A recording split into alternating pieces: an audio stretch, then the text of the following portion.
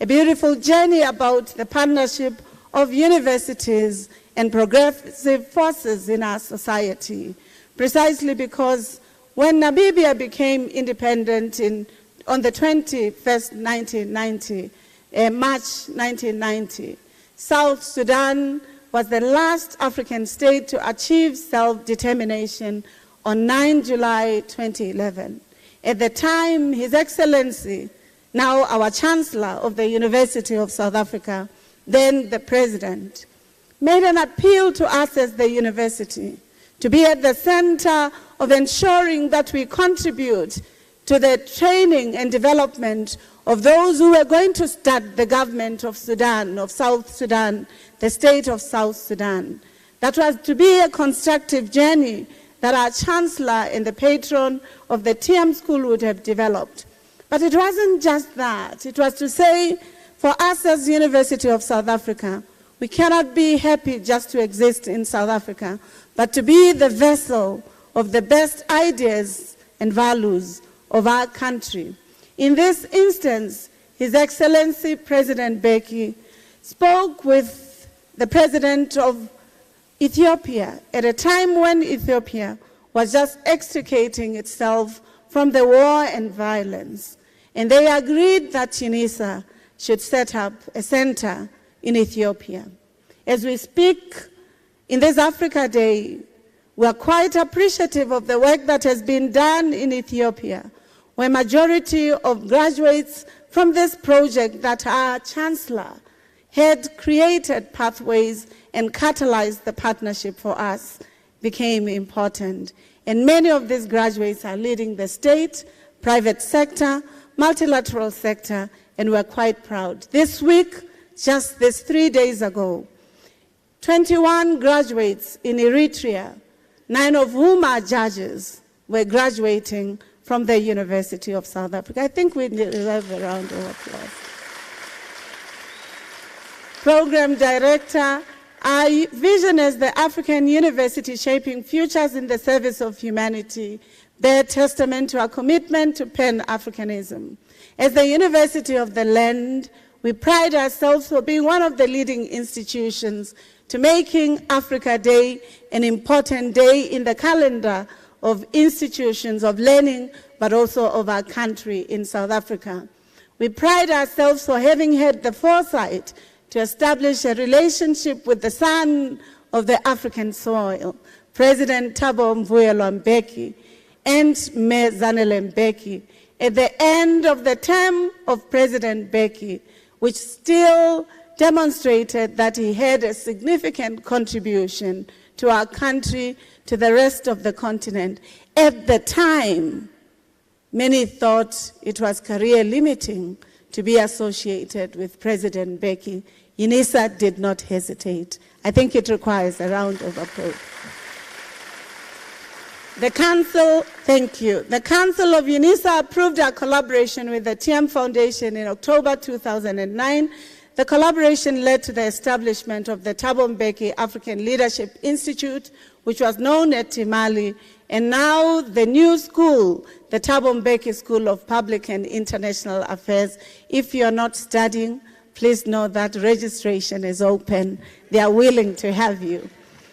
This was at a time when a number of former associates of President Mbeki avoid being associated with the Mbeki brand, when there was a massive political skirmishes in the ruling party, and he had not been allowed to complete his term in September 2008. It's very important for us as institutions of learning to have these histories recorded, coded, and ensure that they are manifest, so that as countries and institutions, we recreate a constructive ways of being.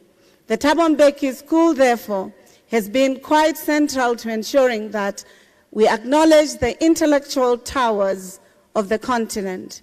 We've decided to make scholarship current to answer the questions, economic, political, social, ecological, that our societies are asking. I must state that I was also one of those who participated in the establishment of the TM school. I was very happy when I saw Mam Sisulu, because she was one of the 29 participants before the students joined. And this we are quite appreciative, because those who were present included former Trade and Investment Minister Alec Erwin, Ms. Diepolo Lopeku, the late Dr. Vuyo Mahlati, and others. The time that this was done was quite important because it shifted significantly the agenda that we as a university embodied. The CEO of the Thabo Mbeki Foundation at the time, Ambassador Khumalo, understood the public diplomacy played an important role that provided the thought leadership we needed to shape our vision for our collaboration with the President. As a result, UNISA hosted OAU at 50 conference in 2013, which brought the best intellectual minds in the country, in the continent, and in the world. And we're quite appreciative, Advocate Botwana and Chair of the TM Foundation, that these important insights are still central to our imagination of the collaboration. Our Pan-Africanist credentials are bolstered by having a chancellor who has spent his whole life driving the Pan-African agenda globally and in our country. I would like to make the suggestion that the Living Library, the Thabo Mbeki Living Library, the school, the Africa Day lecture, the intentional decision through the inspiration of Mezanele that the feminist ideas and theorization, including the economic consideration of our society, are also entailed in our program. Finally, I wish to state, ladies and gentlemen, that we look back with pride the contribution and the gift that His Excellency President Mbeki has made to UNISA as well as Mbeki, because it is through their work and their networks that we have ensured that our knowledge systems, our research, our ideation are entwined with the aspirations of our society. We equally recall that the Pan-African Women's Organization, which was established before the OAU, by the way, became an important rallying point for gender issues, not only in our country, in the continent, but also in the United Nations from 1975. As hinted already, Africa Day lectures, UNISA has been at the core of business of shaping intellectual futures, even when people thought ideas of decolonization, Africanization, decoloniality were not vogue. We're the university that did not hesitate to asserting the primacy of Africa, Africa's people, Africa's civilization. And therefore, in this day when we celebrate our Africa Day, we just want you to remember that the following addressed the Africa Day. UNISA Chancellor, former Vice Chancellor, Professor Vani Pitiana in 2012.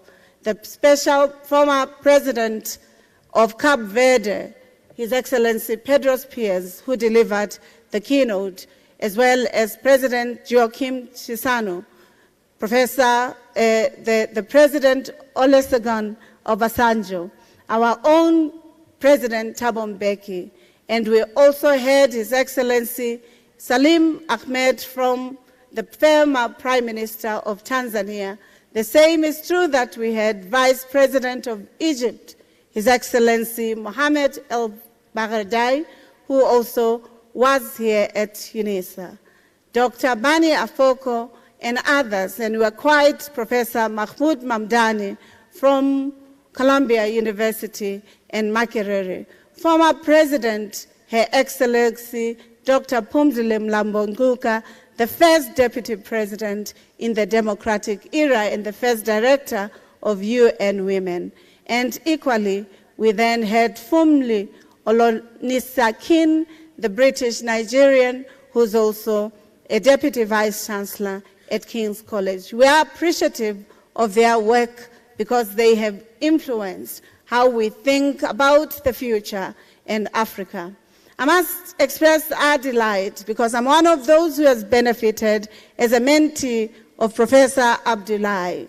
The 2024 Thabo Mbeki Day lecture will be delivered by Professor Abdullahi Bathily, a Senegalese politician, a diplomat who has held prominent positions within Senegal government and United Nations for more than 3 decades. He served as the Minister of Environment from 1993 to 1998 and Minister of Energy from 2000 and 2001. He transitioned to diplomatic roles. He became the Special Representative of the United Nations Secretary General for Central Africa in 2014, following his tenure as the long-term Secretary General of the Democratic League or Movement for Labour Party. He has mentored many people in the world, and some of us appreciated his contribution to the Council for the Development of Social Science in Africa, precisely because he demonstrated that being a politician required drawing from your intellectual wells. Welcome to this important partnership of the Thabo Mbeki Foundation and the University of South Africa. Welcome to the University of Leadership, the home of leaders, where President Mandela, President Mbeki, President Ramaphosa, Dr. Mampele Rampele, amongst others, consider themselves as alumni of this university. Welcome.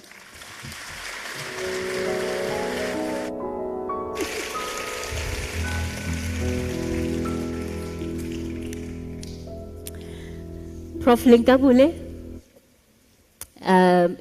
rather, I think you have broken our trust tonight. Then the next time I hear you say, and finally, I'm staying right in my chair. Let me invite next onto the program to really set the scene for why we're all here tonight. Miss Geraldine, I should actually say Dr. Geraldine Fraser-Moleketi, who's the chairperson of the Thabo Mbeki Foundation. Please give her a warm round of applause.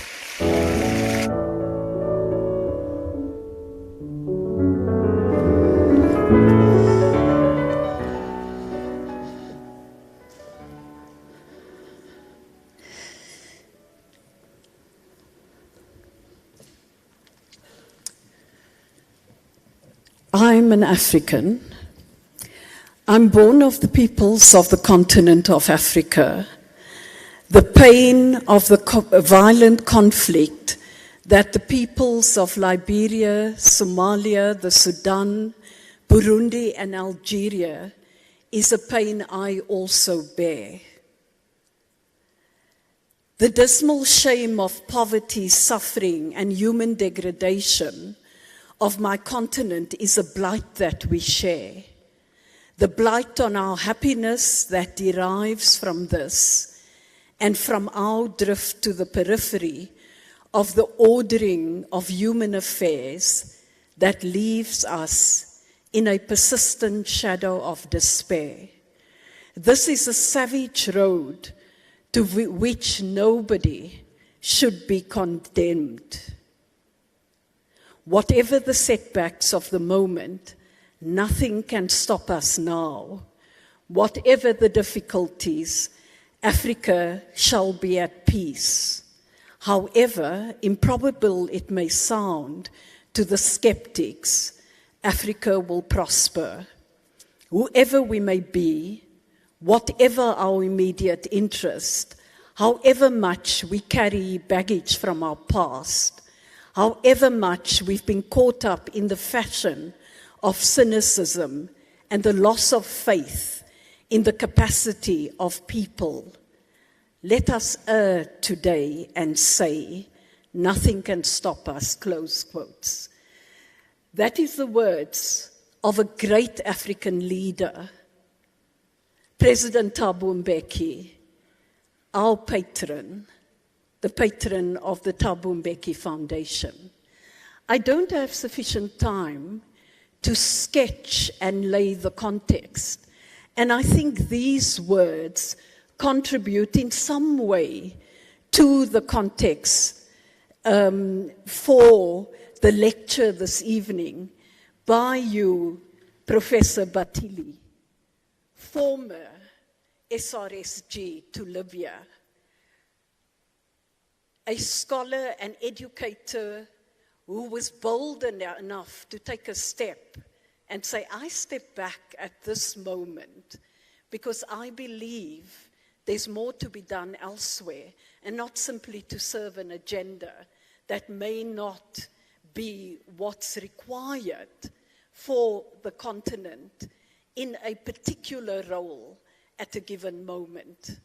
And that, in a way, is also your brother who's following this particular engagement, this Africa Day lecture. He's following it virtually this evening.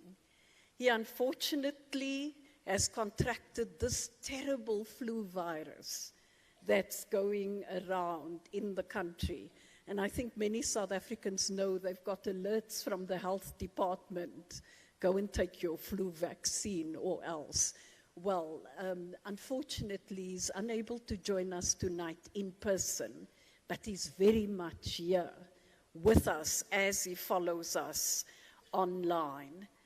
I'll make 3 points in the precious little time left, where I'd simply want to reflect that the mission of the Thabo Mbeki Foundation is rooted in a vision of African Renaissance, a concept that's passionately championed by our patron and by Mum Zanele Mbeki.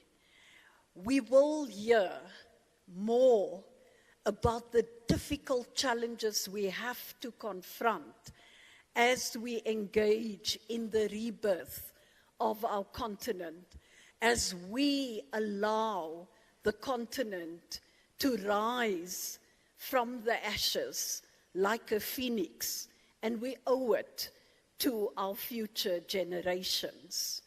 The profound significance of the day, I'm not going to spell out because I think this is clearly understood, and the history of the day has been sketched in detail by the Vice-Chancellor earlier.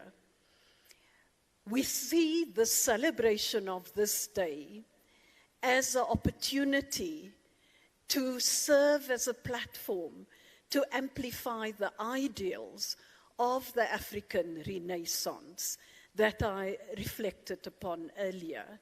And for us as a foundation, it's an important occasion for engagement and dialogue.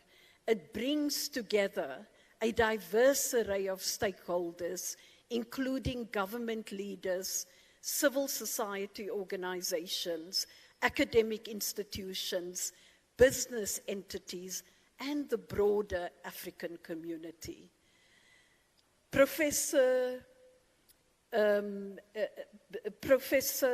Abdullah Bathily was also there at the formation of the Thabo Mbeki Africa Day lecture.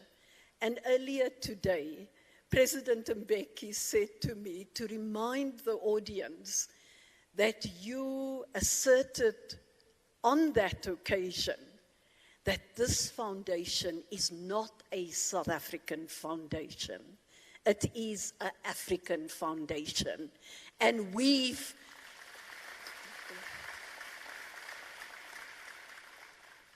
got to live up to the vision of being an African foundation. The theme this year emphasizes the challenges of unity in face of both internal and external pressures. And we will hear you, Professor Bathily, as you speak to these challenges and as you draw us out, because we stand on the cusp of a new moment. And we, as a foundation, in concert with the peoples of Africa, seek to inspire and galvanize a renaissance of our great continent. We commit to fostering unity, encouraging dialogue, and driving sustainable development to ensure a prosperous, vibrant, and equitable future for all Africans. Let us seize this moment to reaffirm our commitment and to work together towards realizing our shared vision of an Africa that's united in diversity, empowered through education, and dedicated to the principles of democracy, social justice, and good governance. Thank you for joining us here today, and we look forward to a thought-provoking and inspiring lecture from Professor Abdullahi Bathily. Thank you.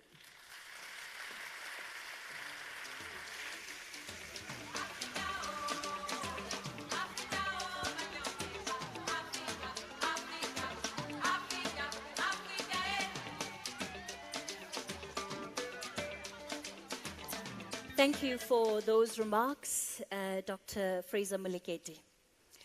Ladies and gentlemen, we all know that an event of this caliber will simply not be possible without the generous contribution of our sponsors. Tonight, I want us to please acknowledge our flagship sponsor and perhaps also fitting sponsor that we've come together with for Africa Day, which is African Bank. Help me welcome onto stage the CEO, Mr. Kennedy Bungani.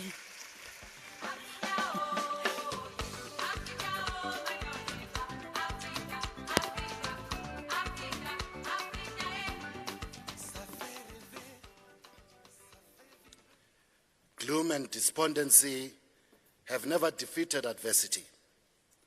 Trying times need courage and resilience. Protocol has been thoroughly observed by the VC earlier. All I'm going to say is good evening, ladies and gentlemen.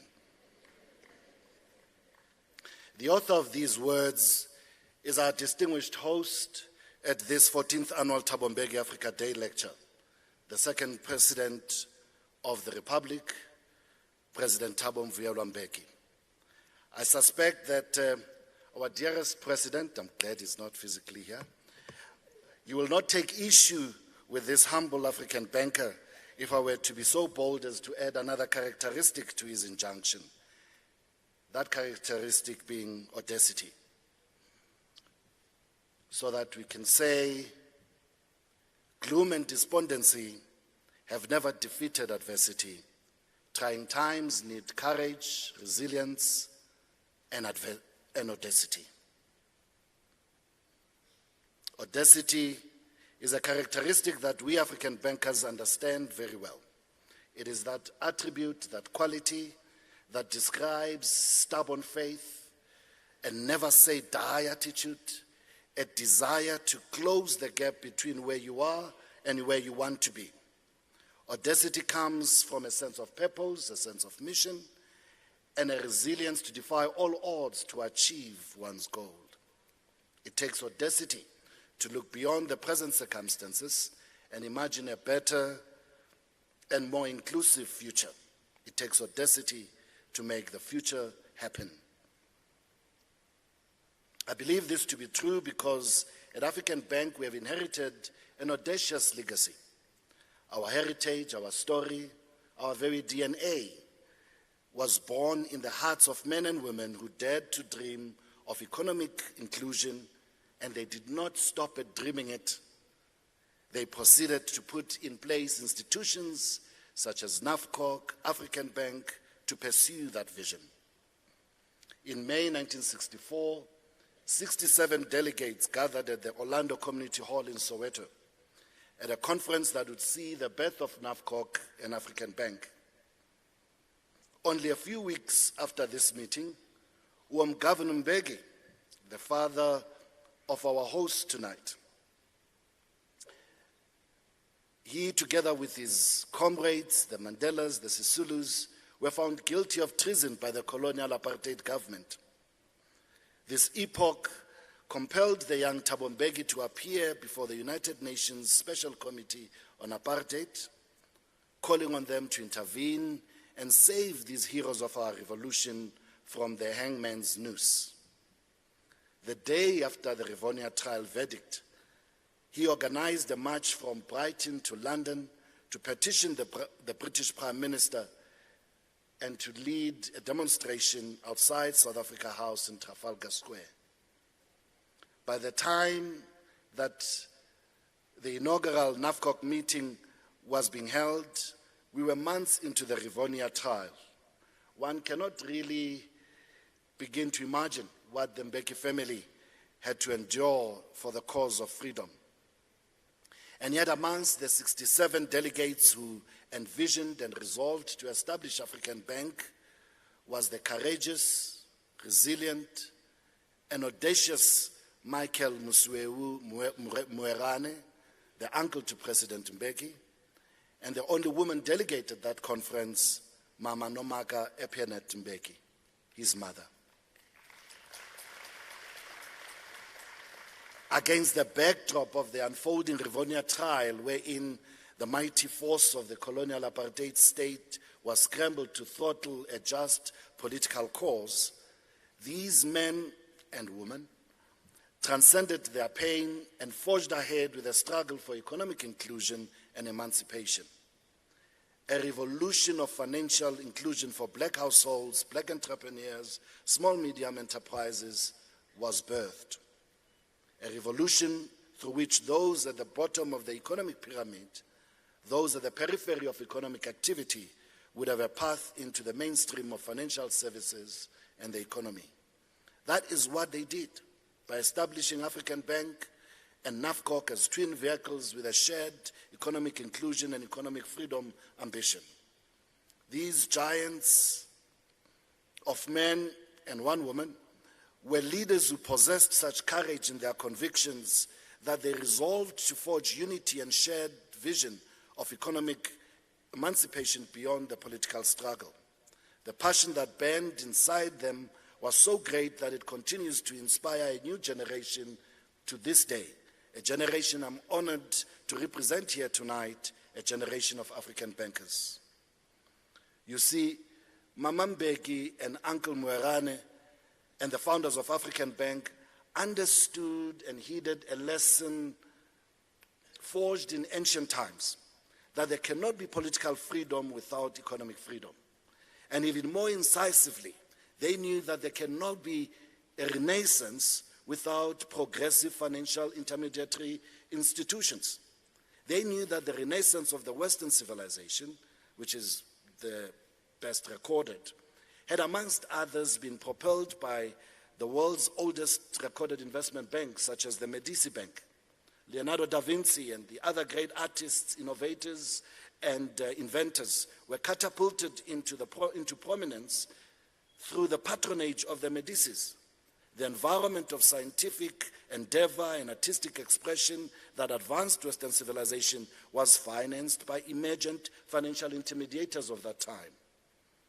And though we may not have the records of the names of the Medicis of Mali, Sudan, Ethiopia, Mapungubwe, Egypt, or China, and other ancient civilizations, we can safely assume that the modus operandi had been the same.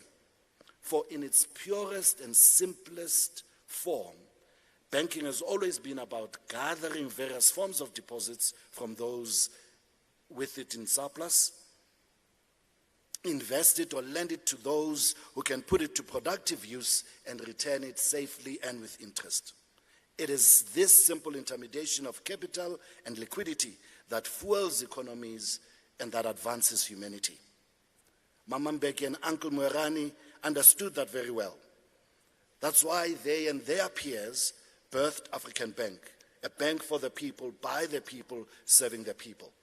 They understood the transformative power of progressive financial services in how they can advance lives, bring real meaning to freedom and self-determination.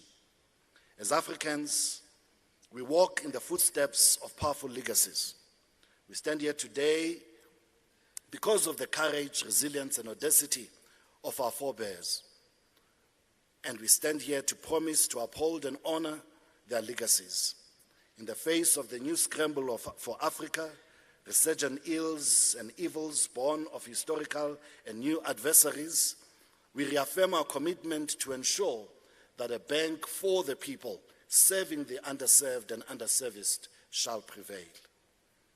Our forebears believed that we had an inalienable right to forge our own destinies, to determine our own identities, and to be accorded the dignity, the respect that is the birthright of every man and woman in this planet. Our founding chairman, who sadly passed away 2 weeks ago, Dr. Semu Tsonyane, wrote in his autobiography, A Testament of Hope, that, and I quote, "Without a history of success, our people would continue to believe that any advancement was impossible," close quote. For too long, Africa's history of success had been ignored, whitewashed, or buried. It is time to change our narrative. It is time to learn and celebrate our achievements and our heritage. It is time to dust off the stories of our forebears and revel at the deeds of courage, resilience, and audacity. Gloom and despondency have never defeated adversity. Trying times need courage, resilience, and audacity. The resurgence of African Bank is a testimony of the power, the courage, and the audacity. Prof. Bathily, it is our humble submission and contribution here tonight that one of the things we would have to do in pushing back against the new scramble for Africa would be to change the narrative and look to our own heritage, to look to our own heroes, not those that have been imposed on us. Learn from their courage, their resilience, and their audacity. And so on behalf of African Bank, I'm delighted that many members of the Board of Directors are here to relay with me the message that we are honored to be part of this auspicious conversation. We are heartened by the sight of so many distinguished guests gathered here and their invaluable insights about this place we call Africa, our homeland, the cradle of humankind. Professor Bathily, welcome. We await your insights and wisdom with great anticipation. Siyabonga.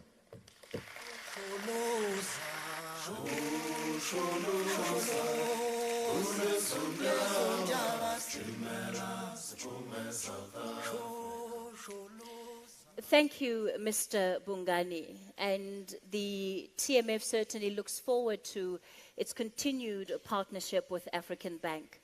And as a nation, we continue to extend our condolences on the passing of Ndate Sam. We recognize that in his loss, indeed, a giant has fallen. On that note, he may not be here with us in person, but he's tuned in and he's sending messages to make sure we're on time with the program and nothing is out of place. The patron of the Thabo Mbeki Foundation, to introduce our topic tonight and to officially welcome our speaker. This message was recorded earlier on in the day. Program Director, Chairperson of the Board of the Thabo Mbeki Foundation, Ms. Geraldine Fraser-Mleketi, Vice Chancellor of UNISA, Professor Puleng Lankabula, Dean of the TM Africa School, Professor Sposiso Nkomo, our distinguished Africa Day lecturer, Professor Abdullahi Bathily, co-sponsors of this Africa Day lecture, CEO of the Thabo Mbeki Foundation, Max Bolkwana. Let me first convey my sincere apologies that I'm unable to join you this evening. A few days ago, I contracted a severe bout of flu and am now recuperating at home under the supervision of my doctors. I'm very happy that we have convened once again today to commemorate Africa Day by participating in this important Africa Day lecture. The theme of this year's lecture, the new international scramble for Africa and the challenges of unity, is as timely as it is important. The world is undergoing profound geopolitical shifts towards multipolarity. On our own continent, we have witnessed a resurgence of sustained conflicts across a number of countries. This, compounded by protracted challenges of leadership and incapacity of our multilateral institutions, underscores the urgency and relevance of this discussion, led by an eminent African Pan-Africanist and thought leader. It is within this context that we are privileged to welcome our distinguished guest lecturer, Professor Abdullahi Bathily, a renowned scholar and seasoned diplomat. Professor Bathily possesses a deep understanding of Africa's political and socio-economic landscape. His extensive experience in conflict resolution and international diplomacy, including such pivotal roles as the Special Representative for Libya of the UN and head of the UN Support Mission in Libya, as Deputy Special Representative of Secretary General of the UN in multi-dimensional integrated stabilization mission in Mali, a Special Representative for Central Africa and head of the United Nations Regional Office for Central Africa, as well as his participation in Madagascar, uniquely position him to address the complexities of this year's theme. Professor Bathily's illustrious career also encompasses key roles in the Senegalese government, where he served as senior minister in the Office of the President in charge of African affairs, as Minister for Energy and Hydraulics, and Minister for the Environment and the Protection of Nature. His legislative experience as Vice Speaker of the National Assembly and member of the Economic Community for West African States Parliament further exemplifies the caliber of our lecturer this evening. As an academic, Professor Bathily dedicated over 3 decades to teaching at the Sheikh Anta Diop University in Dakar, Senegal, and has lectured extensively around the world, making seminal contributions to the field of history. As we confront the challenge of the new international scramble for Africa and the imperative of African unity around a common progressive perspective, I can think of no one better qualified to guide us on this discourse than Professor Bathily. His wealth of experience, profound insights into Africa's past and present, and unwavering dedication to the continent's future promises to provide us with invaluable perspectives and inspire actionable solutions. So, dear friend and fellow combatant for Africa's Renaissance, Abdullahi, I was very happy indeed that you accepted our request to deliver our 2024 Africa Day lecture with absolutely no hesitation. So, ladies and gentlemen, please join me in extending a warm welcome to Professor Abdullahi Bathily as he delivers the 14th Thabo Mbeki Africa Day lecture. Thank you very much and for your attention.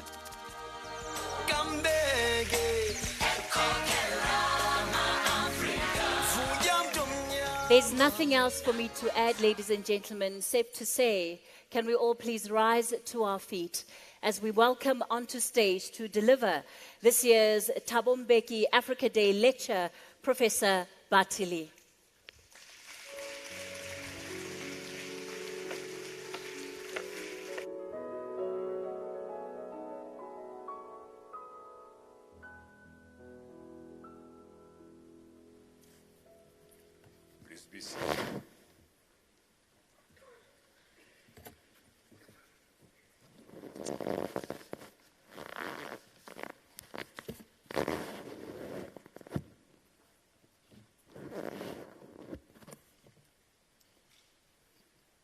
Good evening, everybody. President Thabo Mbeki, my comrade in arms, champion of African Renaissance, Madame Mbeki, Madame Geraldine Fraser, the chairperson of the Thabo Mbeki Foundation, We usually say in Nigeria,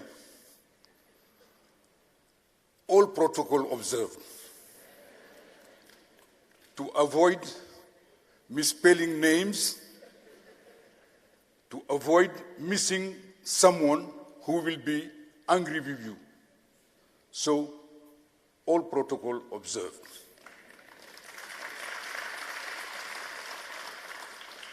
Ladies and gentlemen, I am here tonight moved by this audience. People of my generation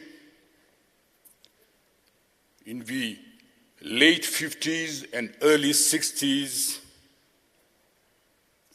have been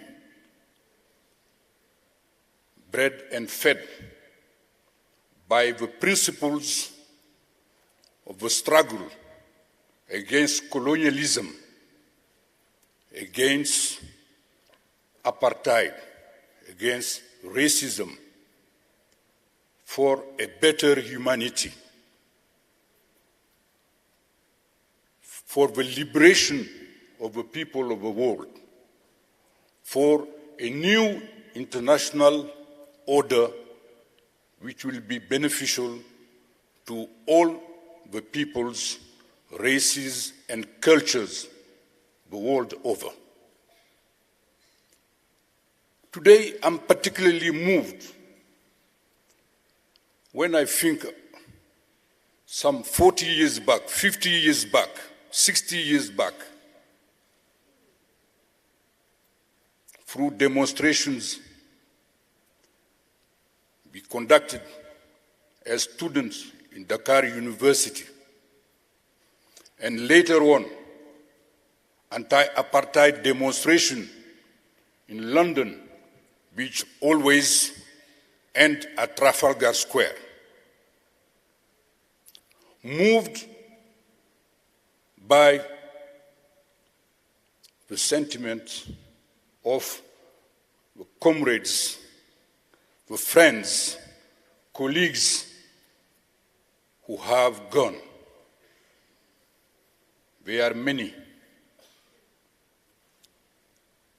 On this special occasion, I cannot but remember those who has fallen. Ladies and gentlemen, I would like at the outset pay a special tribute to President Thabo Mbeki, a visionary leader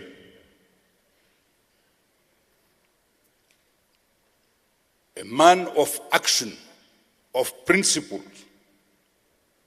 whom I had the opportunity to see at work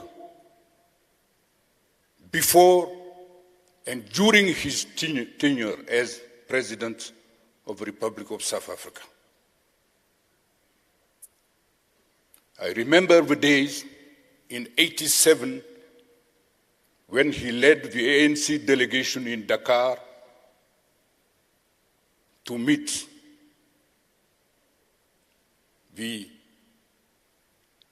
what we call then the liberal or whatever denomination, to discuss about the future of Africa, and South Africa particularly. From different positions and capacities, I attended a number of meetings, summit of the Organization of African Unity from the back row.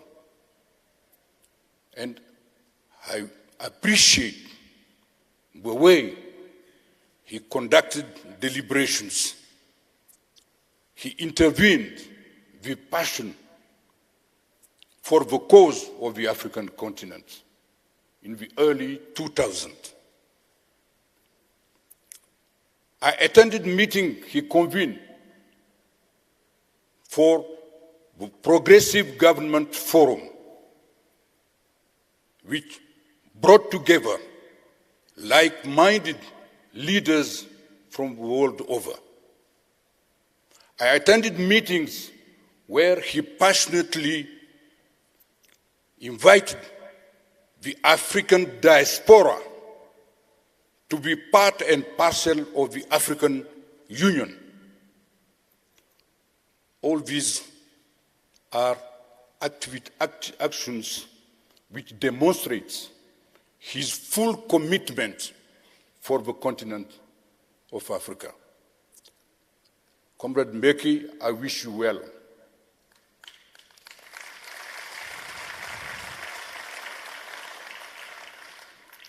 Ladies and gentlemen, historians use the term scramble to refer to the fierce competition among European countries to conquer and colonize Africa during the last quarter of the 19th century. The scramble for Africa was symbolized by the famous Berlin Conference, convened by the then chancellors of Germany, Otto von Bismarck. The conference convened from November 1884 to February 1885. It led, as everybody knows, to the partition of Africa, to the conquest and the colonization of our continent. Here in Southern Africa, it took a special turn. That was the Anglo-Boers Wars, which led to the constitution of the Republic of South Africa, the Union of South Africa, of course, which sealed the alliance between the Boers and the British colonizers at the expense of the African people, and later on translated into the apartheid system. The motive behind the conquest and colonization of Africa is still a subject of heated debate among historians, political scientists, political economists, and ideologists of the colonial system.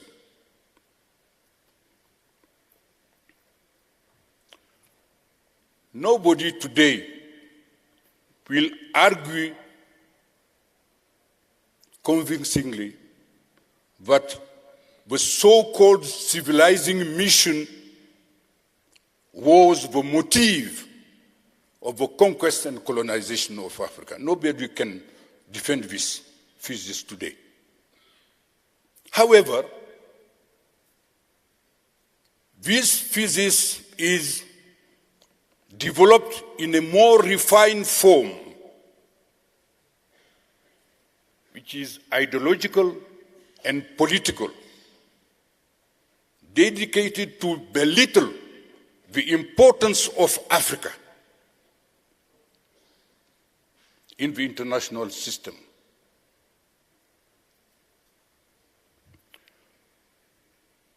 As early as the 60s, one famous British historian, John Gallagher, I don't know if he has something to do with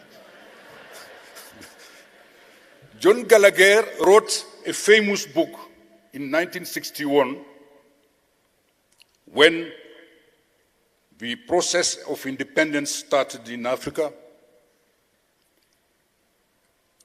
Gallagher, they said in their book, Africa and the Victorians, the official mind of imperialism, but in fact, in the 19th century, the British were not interested in colonizing and conquering Africa because Africa did not represent much for them. This is the thesis. Robinson and Gallagher said in their book that it is only for geopolitical reasons that Britain was interested in conquering Africa and colonizing the territories. The main interest for Britain when, according to them, was India. Britain wanted to prevent France from occupying Africa to secure for themselves the road to India, the sea road to India. This was the thesis. Other historians from the Western point of view, the Canadian historian Kanya Forstner, in his book,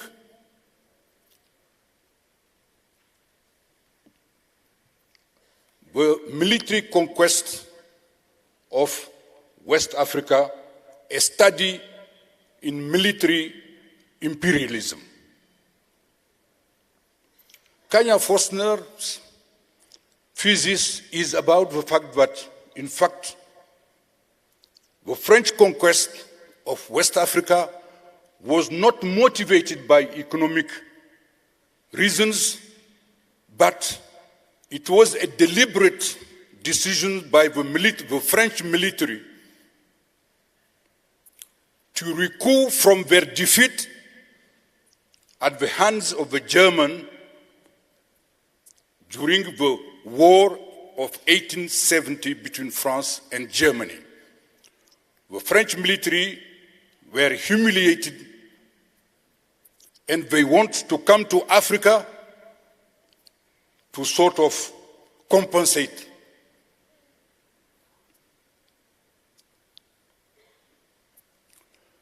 Another refinement of this thesis was developed, this time by a French historian, Henri Bruchevig, L'impérialisme colonial français en Afrique, mythe ou réalité. French colonial imperialism in Africa, myth or reality. And for him, it is a myth because France, for him, was not motivated by economic interests. And he went along with the same thesis developed by Kanya Forstner. That is, it was the role of the military who decided. And of course,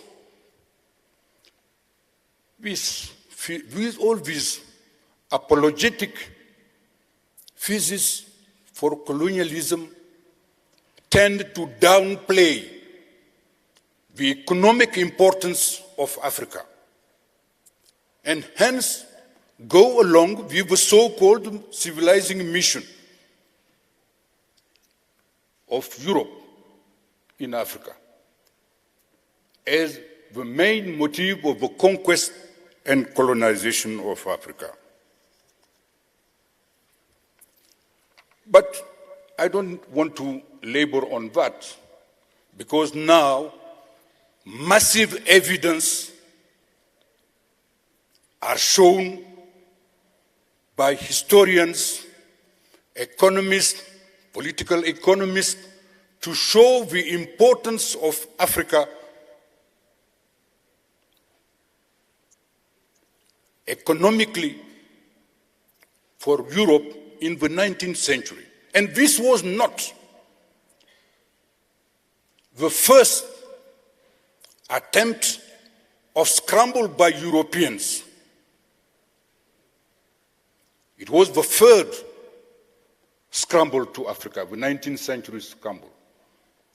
The first scramble started as early as the end of the 15th century,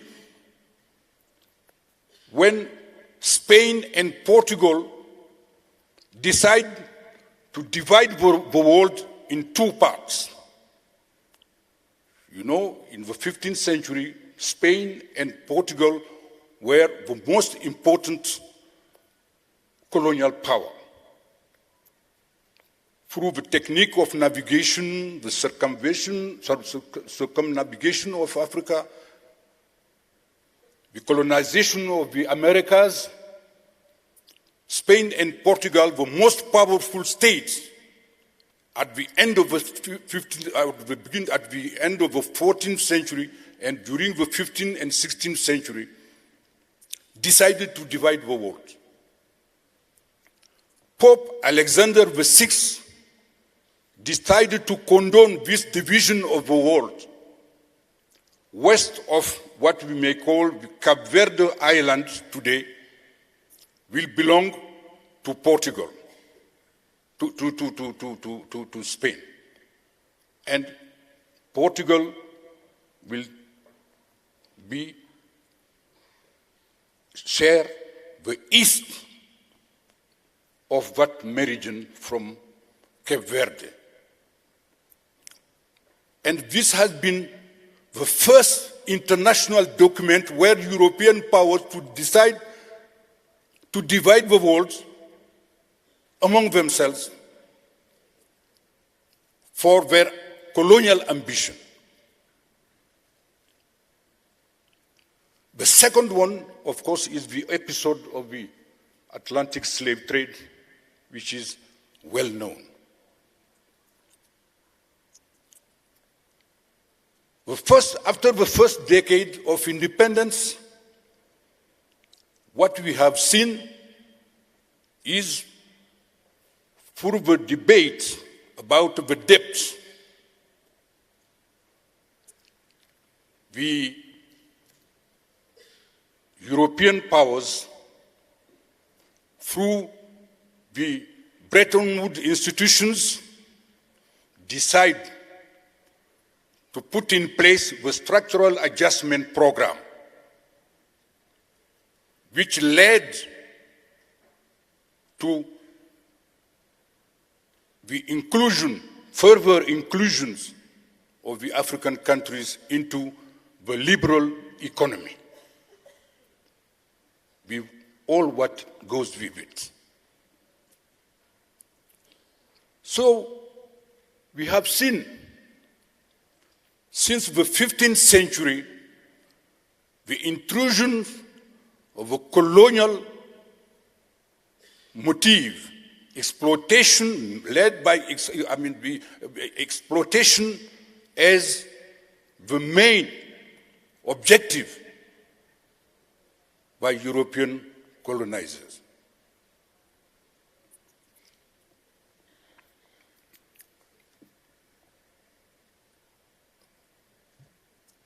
We all know, I don't want to go into the details how Africa, Asia, Americas were led to be left behind. Because before the 14th century, Africa was among the leading region in terms of the economy. On this continent, which is the cradle of humanity, the human species emerged on the African continent. It is from Africa, but the other part of the world were inhabited through migration from Africa. And this continent has known sophisticated system, economic system, government system, has achieved in the realm of technology, whether transformation of the minerals, the invention of agriculture, domestication of plants, domestication of animals. All this is seen through the remnant of prehistory in today Sahara. Before the Sahara was a desert thousands of years ago. These are Africans.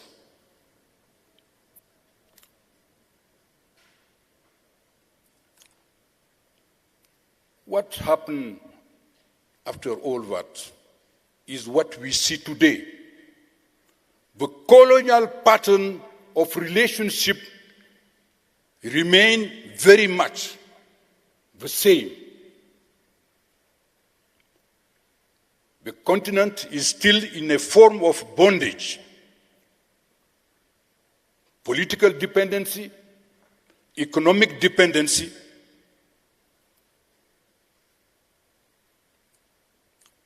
and now even further military dependency. The new scramble of Africa which we see today can be demonstrated through several types of manifestations we can see for our eyes.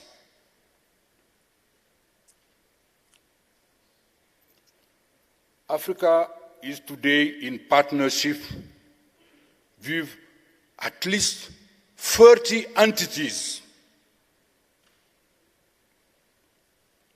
not only regional grouping outside the continent, but also individual country. We can watch on television every year, year in and out, all the African head of state and government, 54 of them, are convened to meetings with one head of state of those countries.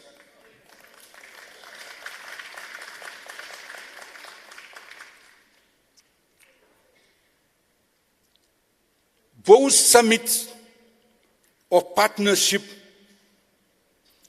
are much more attended than the AU meetings. We can see that. This accounts for the level of dependency of Africa. The same motives as previously are still there. Those partnerships, no matter how you qualify them, how people tell they are, yes, we want a win-win solution, we want to help you, it's for aid, to help Africa grow, it's to help Africa development. But in actual fact, what do we see? For the last 2 decades, those partnerships are going on. What development did it bring to Africa?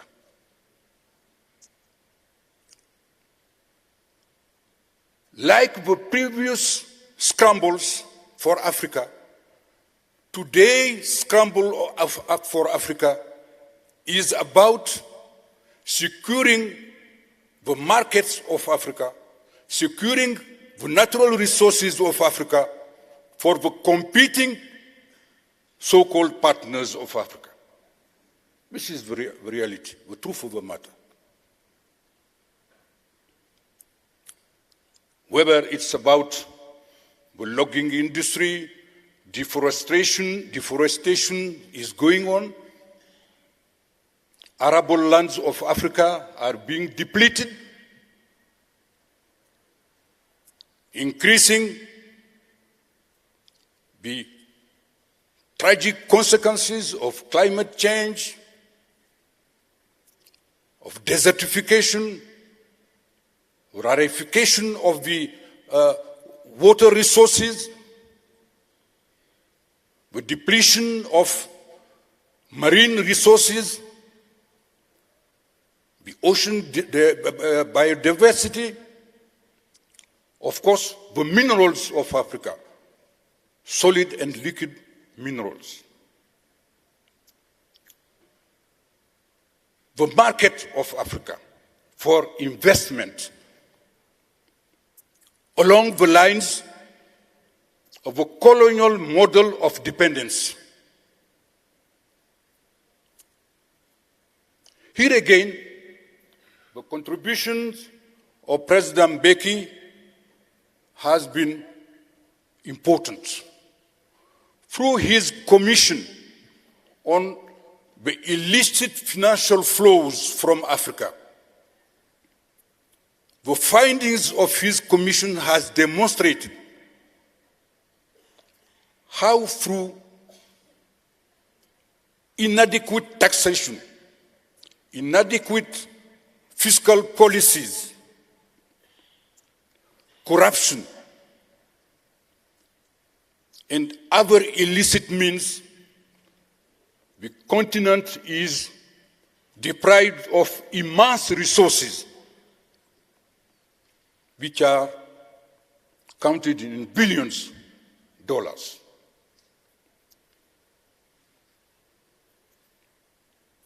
Further, today, the continent is faced with another scourge.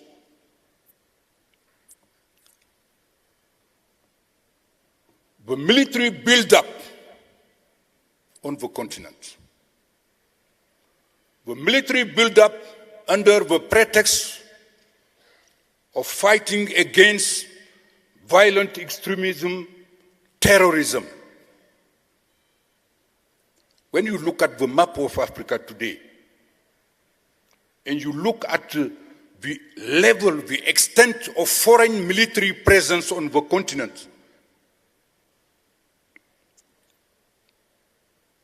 as a historian, I cannot but remind me of what has happened at the end of the 19th century, the period of conquest and colonization. There are more military presence on the foreign military presence on the continent today than even in the 19th century at the time of the colonial conquest and colonization. This is really worrisome.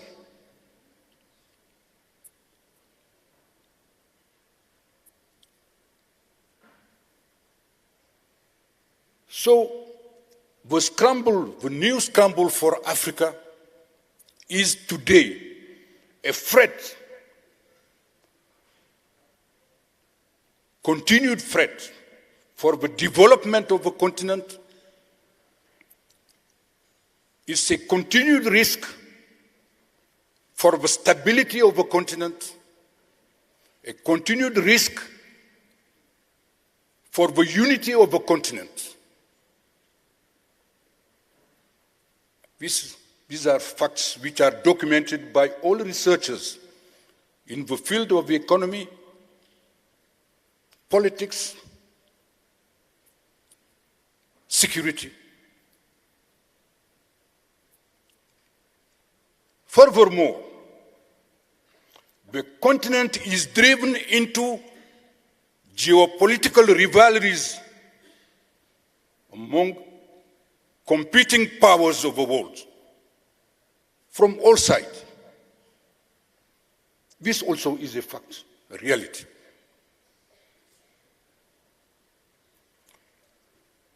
Therefore, the issue today for us as Africans, for us as progressive Africans, for us all as committed to a better world, committed to international relations geared to the benefit of all the peoples of the world.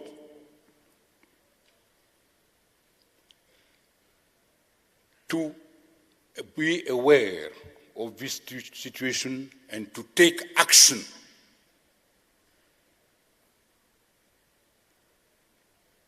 So the question remains how to do it. What is to be done?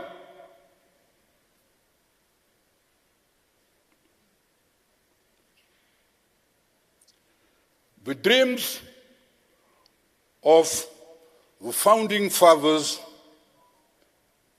and mothers of the Organization of African Unity,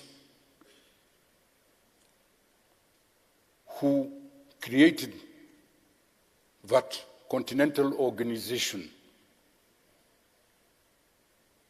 Those dreams have to be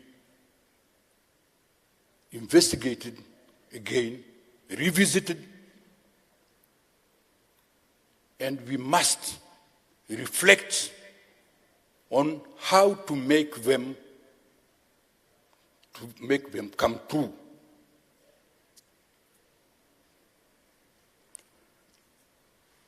And of course, as students, young men and women, those days, girls, when the OAU was launched by Kwame Nkrumah and his peers, we were expecting Africa to rise up.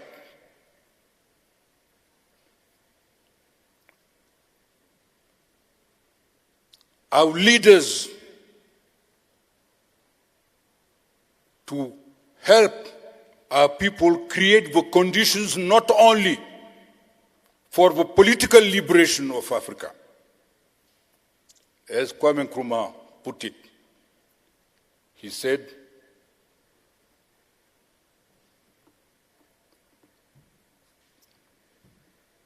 seek first the political kingdom, and everything else will be added on to it. It is true, what was the first phase? We have seen in my young age when I was in secondary school, I have seen in less than a few months so many flags coming out of the African continent. I was in a secondary school where we had my colleagues, my friends coming from different colonies. In less than 6 months, as Harold Macmillan, the Prime Minister of Britain, used to say, this continent, Africa, the wind of change is blowing over this continent of Africa, whether we like it or not.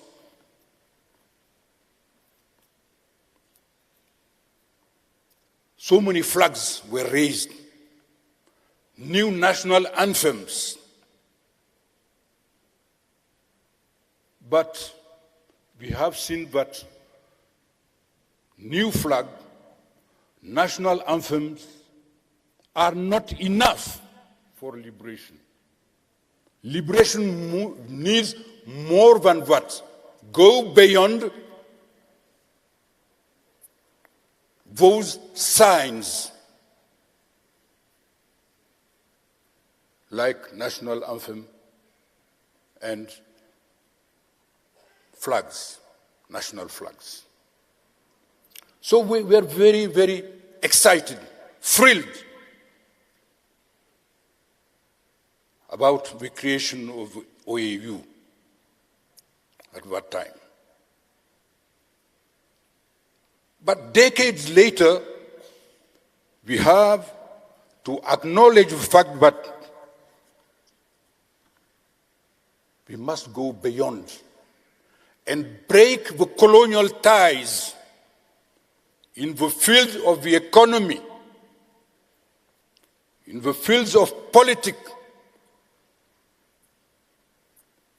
to assert real sovereignty for the continents, its governments, and its people.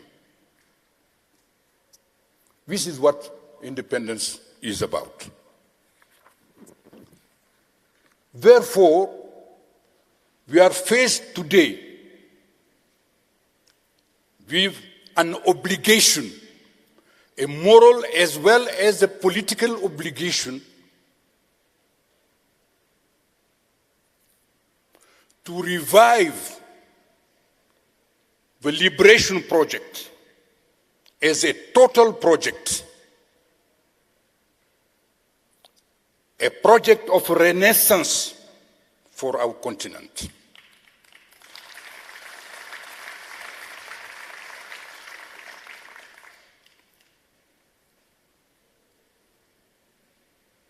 To do this, of course,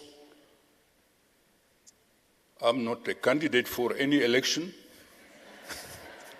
to put forward a program, but I sincerely believe from the experience that the revival of the liberation project can be effective only if we engage to reshape the course of African history at different levels. First and foremost,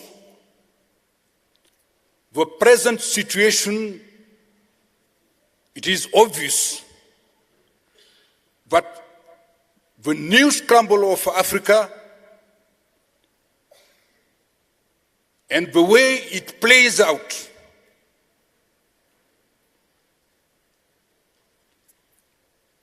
stems from the leadership crisis on the continent.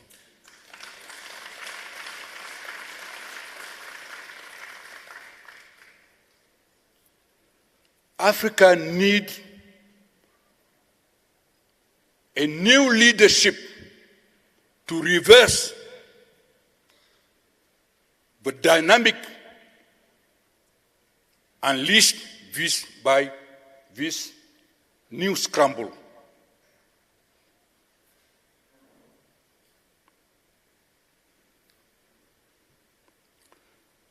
The issue here is about to consolidate the democratic governance on the continent, the rule of law,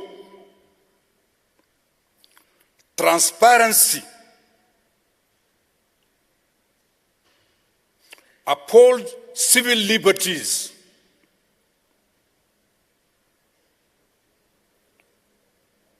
transform qualitatively political parties which tend more and more to become cliques who are governed by self-serving leaders, ambitious leaders.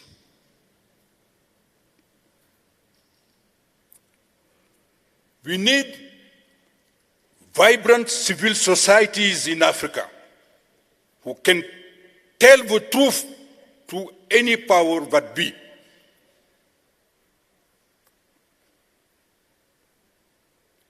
The press is important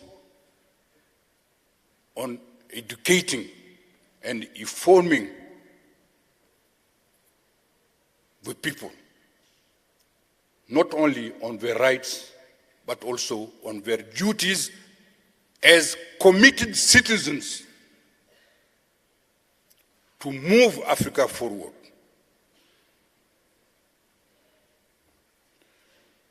Africa has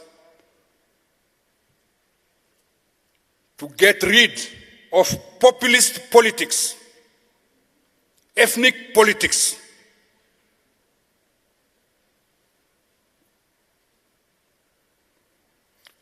We need humble leadership.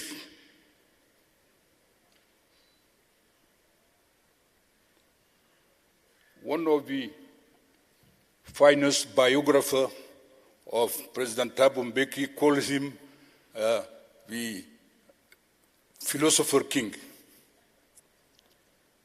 I think this is right, because Africa needs leaders who have visions, who reflect from the realities of the past, the future of the continent. We need thoughtful leaders.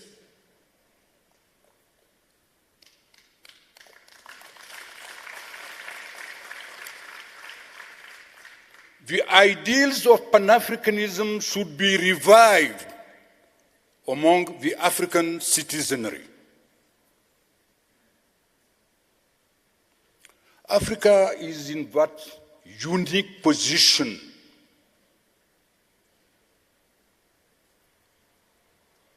more than 300 years of colonialism dispossession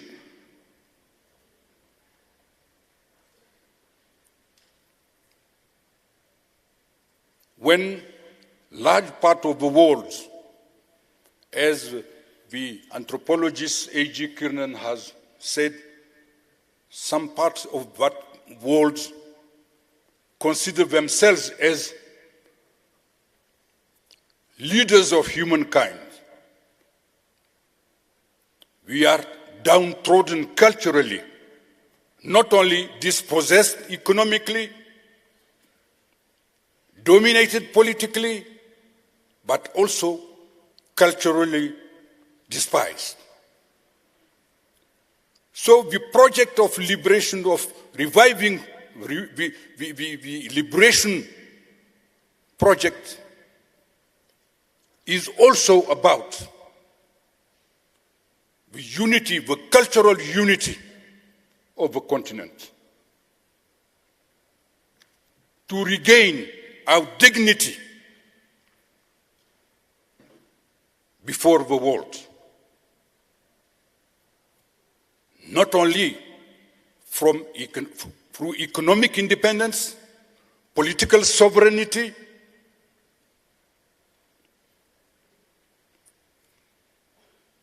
military institutions, security institutions, which will be able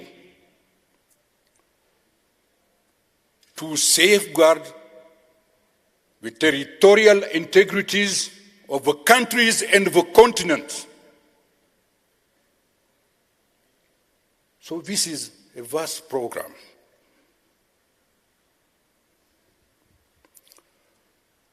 The liberation project can be revived only also if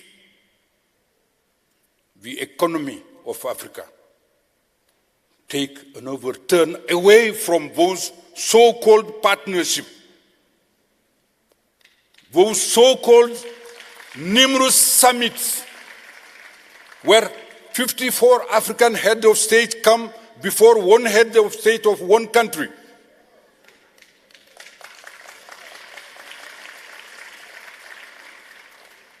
It's not about only dignity. It's about self-respect.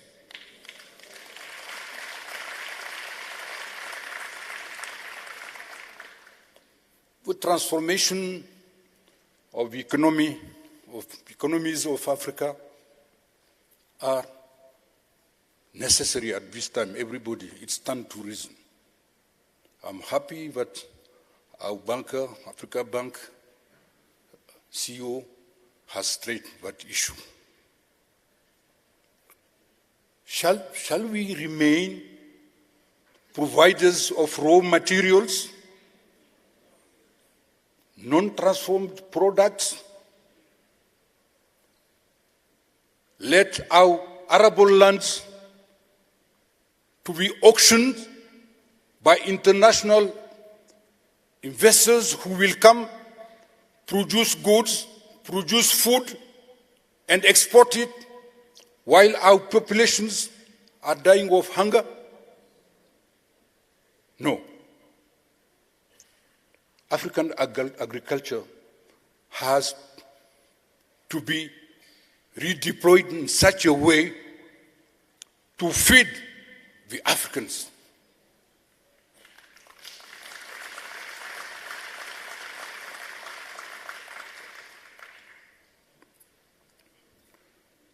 African manufacturers, the transformations of our raw materials? Can we provide jobs for millions of young people coming every year on the labor market?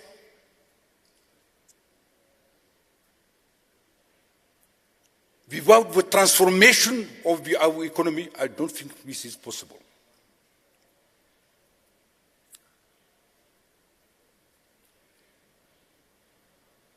Today, it is necessary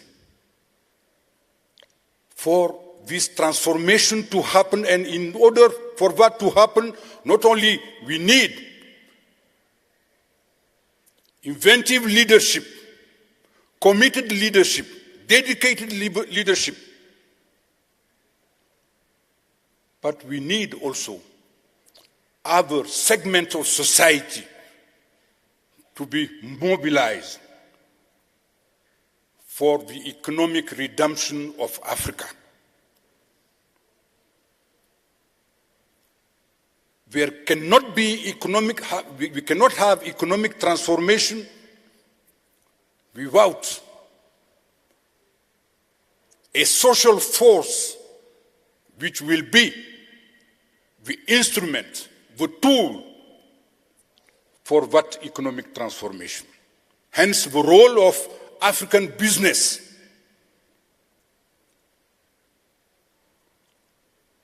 We should not be just so-called partners of multinational corporations. We must have a better ambition. Our ambition should not be to become ever comprador bourgeoisie.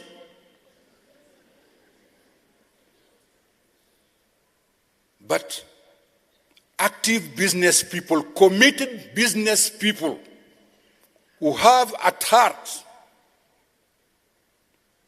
the well-being of the African people. Whether it is in the realm of finance, banking, industries, manufacturers, agriculture, we need conquering entrepreneurs to lead the African economy.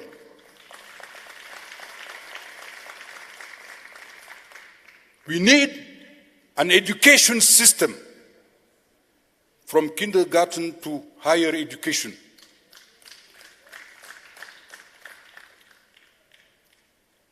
Madam VC, I hope you will agree with me that it is today imperative that our education system make a break from the colonial type of education we had so far, so that our education system will produce, transmit and produce knowledge which will enable our people to stand up in great numbers, in millions, to understand the world in which we live in, and to be armed with the ambition to participate in the progress of mankind, of humankind, in every sector of formation, education, scientific innovation. This is what the renovation, what I call the rebranding, the liberation agenda is about.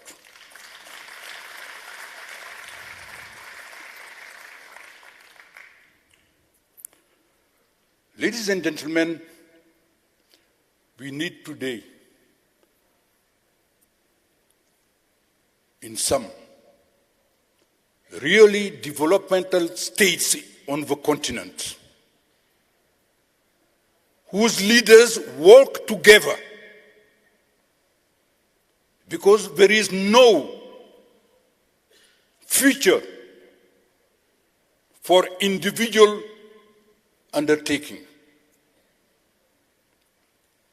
The scramble for Africa, the new scramble which is taking shape now, is about also weakening the continent to prevent them from harnessing all the potentials of our population through all their segments. It's on the basis of the weakening of the African continent that the new scramble can continue and last forever. We have to avoid this at all costs. So,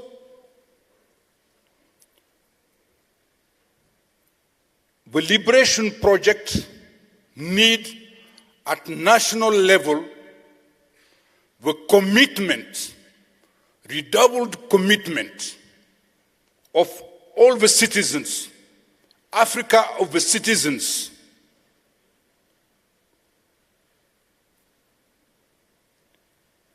It needs, first and foremost, at continental level,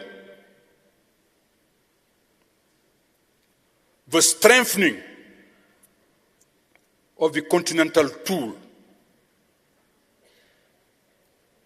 The African Union has marked a step forward from the Organization of African Unity.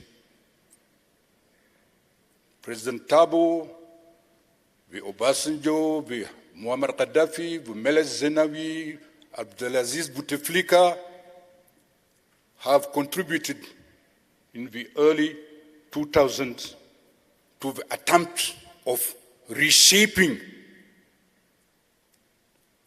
the continental instrument, hence the creation of the AU, African Union. However, when we look seriously today at what this instrument has become, we have reasons not to despair, but to be deeply concerned about the way our continental organization function.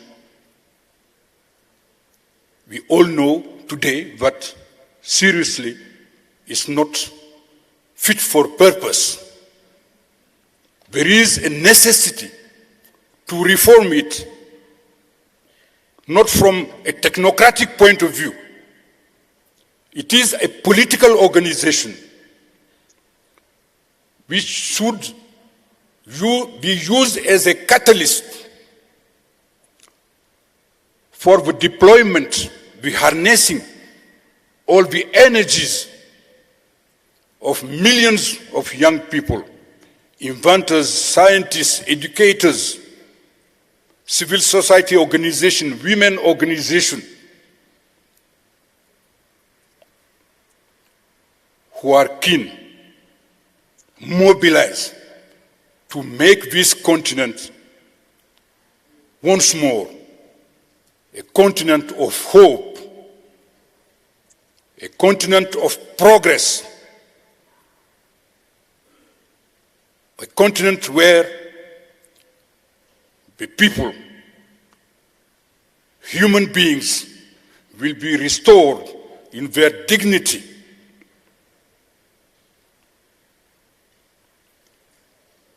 Ladies and gentlemen, this is what I have to put on the table tonight for you. And we belong to a generation which had, as I said, high hopes on our continent. We will never despair. We are optimistic. As comrades in arms, I call on the progressives on this continent, through this rostrum, to join for the new struggle, to devise new strategies and tactics to make the revolution in Africa a reality according to the dreams of the founding fathers. I thank you for your attention.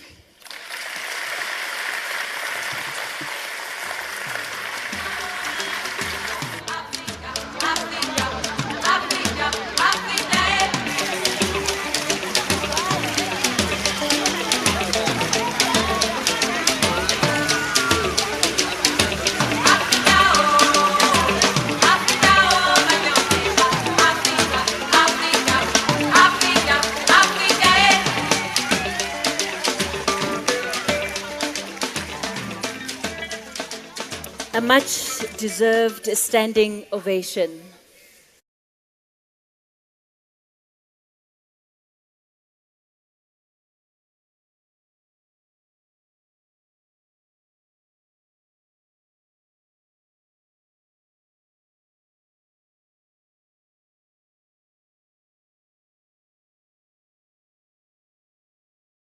They'll continue to influence and shape the future. You have invoked in us the need to revisit the burning question: what is to be done? It pushes us to recognize that we're not mere pawns lacking in agency, but that each of us are stakeholders who are crucial to Africa's development and its upliftment. And we thank you for your invaluable contribution tonight.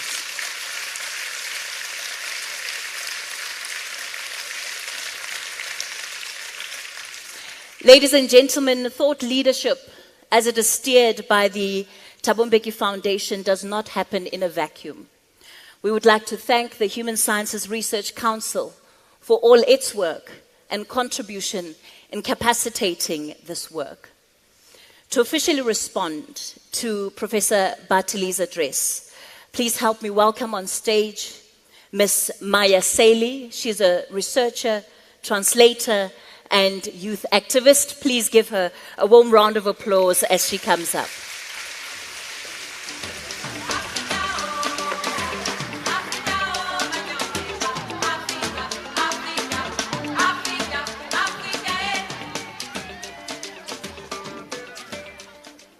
Greetings. It is an honor to stand before our patron, President Thabo Mbeki, Mbeki, keynote speaker, the esteemed Professor Bathily, and Chairperson Dr. Fraser Mileketi. The scramble for Africa of the late 19th century took place with European powers portioning Africa into spheres of influence, protectorates, colonies, and free trade areas. European capitals designed borders across the continent at a time when Europeans had barely settled in Africa and had little knowledge of the geographic composition of the areas which they were colonizing. In less than 50 years, Europe had seized 90% of the continent's territory and created borders at the service of their quest for resources and labor, rather than taking into account ethnic groupings. Indeed, the main impetus for the so-called scramble was the accumulation of European wealth by plundering the continent's resources. These haphazard borders, drawn by Western powers at the turn of the 20th century, were absorbed into the era of independence, which began in the 1950s and 1960s, which caused the partitioning of numerous ethnic groups across these newly created African states.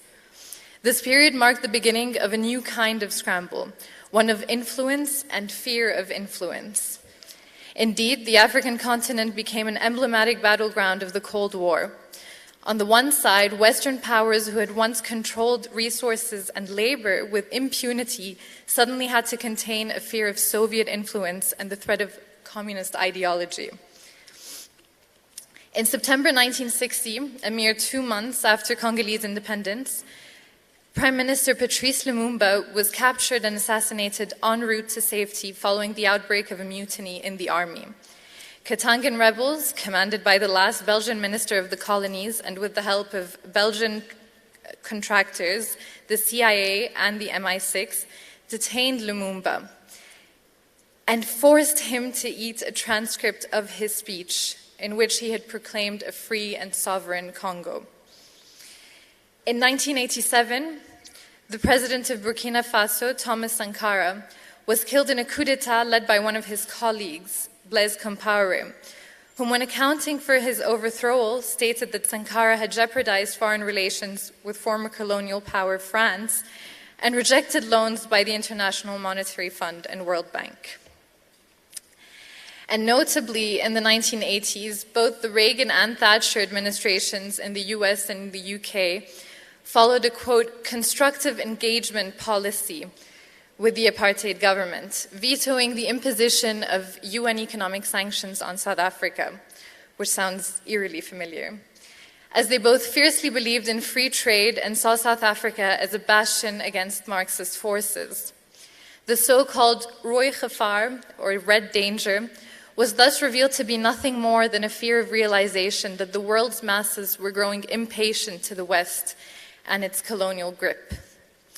Indeed, one may argue that if the Cold War were a war of ideologies only, the West has lost abysmally.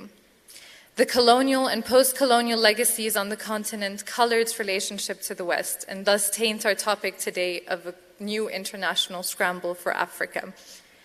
Africa has undoubtedly grown in economic, social, and political terms, and pockets of leadership are emerging across the continent, demonstrating that Africa is not for sale.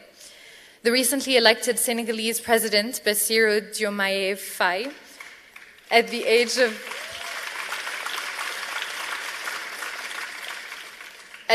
of only 44, has vowed to fight the, quote, French economic stranglehold over Senegal, in his own words. Furthermore, Mali has spearheaded the expelling of French troops and suspended diplomatic ties with its former colonial power, while increasingly turning to Russia to respond to armed groups linked to ISIS and Al-Qaeda, who have expanded their nefarious reach in the region as a whole. This is of particular significance as France infamously continues to order a colonial tax from its former colonies, which allows it to appropriate about 85% of these countries' annual income. This illustrates that Africa is a political agent, able not only to exercise its sovereignty, but also affect the global order. We see this notably in the position taken by many African states vis-à-vis the Russia-Ukraine war, as well as the ICJ case undertaken by the South African ANC-led government against Israel's genocide in Gaza.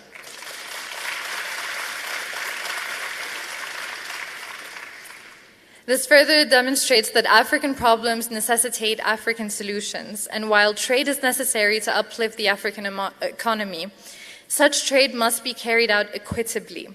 An incredible 70% of the continent's population is aged under 30, meaning that whether we like it or not, Africa is the future.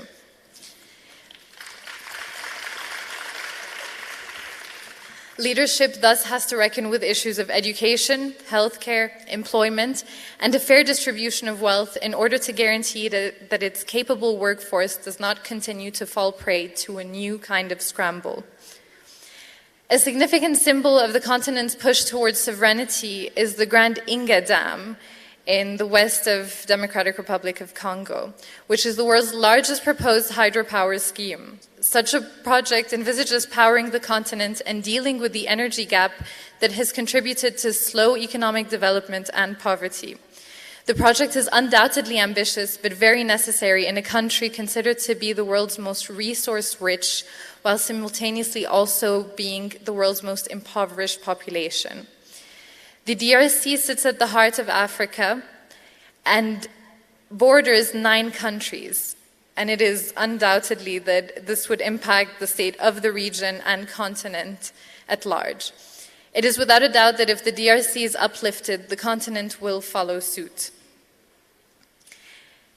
Finally, it is paramount that the discourse surrounding a new international scramble for Africa be replaced by a robust conversation surrounding trade, which serves African interests and rewards laborers and communities fairly. Africa Unite is not an empty slogan and remains the necessary precursor to the African Renaissance. Political and economic sovereignty are now more urgent than ever. Thank you.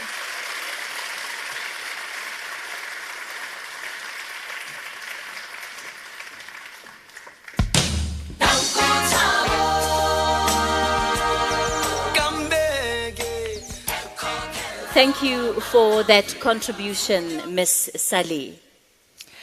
Ladies and gentlemen, the bad news is that the evening is drawing to a close.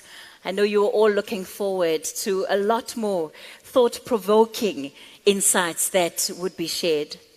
But to really wrap things up for us tonight and to give the closing remarks, help me welcome the CEO of the Thabo Mbeki Foundation, Mr. Max Botwana.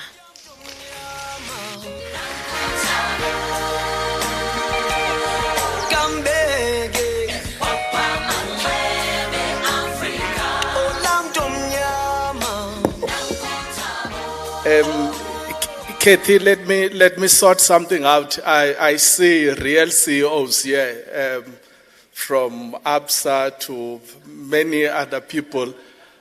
This CEO is the Chief Enabling Officer of the Thabo Mbeki Foundation, not Executive Officer. So that's clear. So then it's the time for elections. I want to make a promise and a commitment that I can meet so that we set the standards for our politicians. As soon as Kathy closes, there are snacks and food available on that side, and it's true. that's available. So I can meet that promise. But ladies and gentlemen, let me join our chair and our patron really to sincerely apologize for the fact that the patron could not be here with us. But he's probably very, very happy that amongst us, as we sit here, whether he's present or not present, his influence carries on.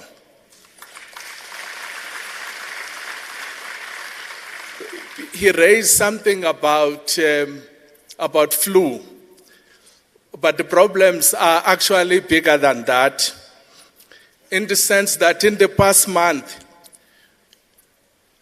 the president has been involved in quite a serious, daunting task.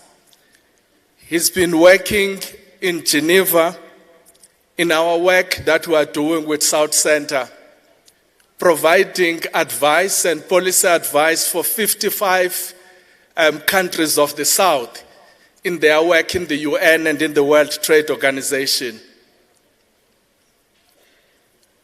It's the position that he has accepted once again for the second term as the chair of the South Center. He has been seriously involved in convening the Sudanese in an effort to try and resolve the unfolding catastrophe that we are facing in Sudan today, where 28 million people are facing famine. And in reality, many of them are eating grass as we speak. The civil society conference is taking place amongst the Sudanese from Monday. And this is part of the contribution that the patron has been working very hard in trying to solve that crisis.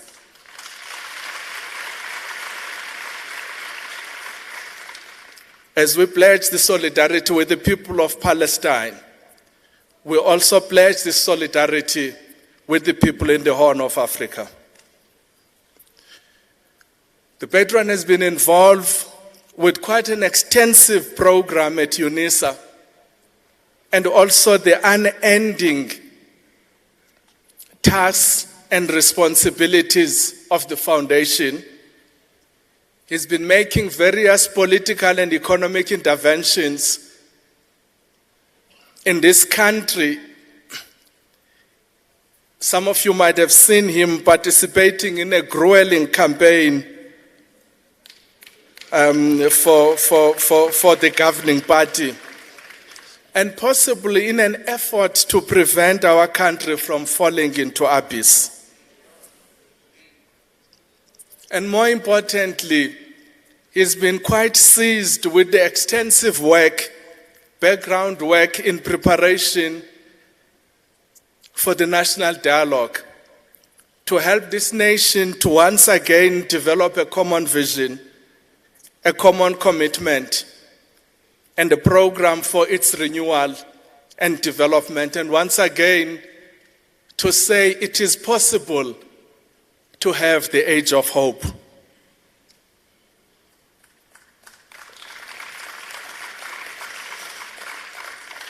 One of the collective mistakes that we are making, those of us that are working with the patron, and I think everyone else, and I was reminded about this by Mam Zanele, and I think the patron is included in this collective mistake. It's the belief that the patron is an unaging 32-year-old who is invincible and almost superhuman. He is actually 82 years old.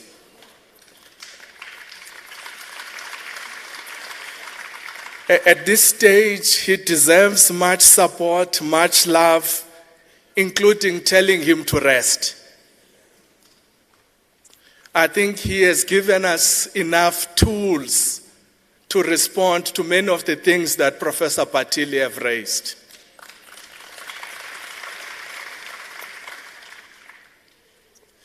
But to this end, I'll probably lose my job if I don't reaffirm his commitment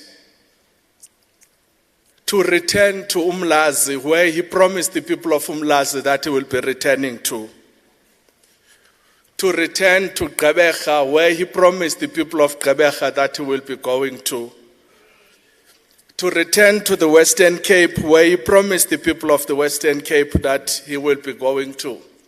Because the problems of this country are not ending on the 29th of May. He is committed to go back to these matters. But in reality, we thank all of you for returning to this same place for the 14th time, as the Vice-Chancellor had said, to commemorate the founding of the OAU. But our task today is to assess the progress or regression that our continent has made or suffered as it deals with the challenge of its renaissance. And we are here to rededicate ourselves to the historic challenge of working to rid our continent of underdevelopment and ignorance. We thank our program director for really availing herself without much persuasion to drive this program in such an elegant and professional manner that she did. When we were talking to her, we were saying, everybody that we touch at the foundation, we make you part of the family full time. So Kathy is part of our family going forward. We wish to pay tribute to UNISA, as led by the Chair of Council here today, Professor Dan Mosia, and my dearest sister, Professor Lenkabule, for their commitment to the strategic relationship with the foundation, which gave birth to some of the groundbreaking flagship programs as the Thabo Mbeki School, African School for Public and International Affairs, led by Professor Velion Komo here. The Road to Democracy, which is the recording of the primary sources of the arduous struggle against apartheid, which was a struggle for all humanity. The Thabo Mbeki Presidential Center, which will be the storage of knowledges of the past for us to be able to understand what is going on for the purposes of future nourishment of future generations. Mrs. Mbeki, at some stage, you will ask yourself whether your efforts in inspiring and empowering women has not been in vain. I suspect that tonight I can say it was not in vain. I was looking at the number of people that have joined us as a foundation to support us. Amongst us, we've got Maria Nekene Garcia, who is my sister from West Africa, currently the CEO of Total Energies. We've got Ayanda Mafuleka, who is the CEO of Facet. We've got Smangele Nkosi, who is the MD of Cisco. We've got Thabisile Pume, who is the Vice President at Sibanye Stillwater. We will have an apology from Nomba Satsengwa, who is the CEO of Exaro. But amongst us, we've got my dearest sister, Nolita Fagute from Anglo-America.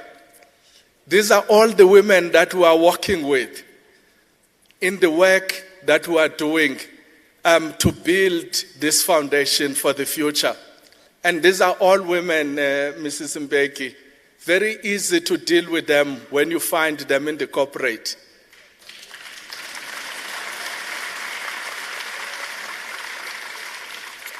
So you can see, Professor Bathily, we are engaged in this struggle to try and negotiate with capital to support a liberation project. And part of that is the fact that I've got elder brothers here that have joined that effort. My elder brother, Selo Muloto, who is the chair of ABSA, and his CEO, Are Rothenberg. There's Nelson Mufu, the resident coordinator of the UN in South Africa. We've got Mbasa Kepe from BMW and Ambassador Baso Sangu from Anglo Gold. These are some of the dependable compatriots that are making sure that this work that we are trying to do indeed succeeds. We're going to talk to them to do more, Professor Bathily. But for the purposes of today, we are particularly happy that my brother here, Pungane, who was on this stage, I thought he was a banker. He started sounding like a politician. I won't tell these long stories, but I'm glad that, as I was saying yesterday,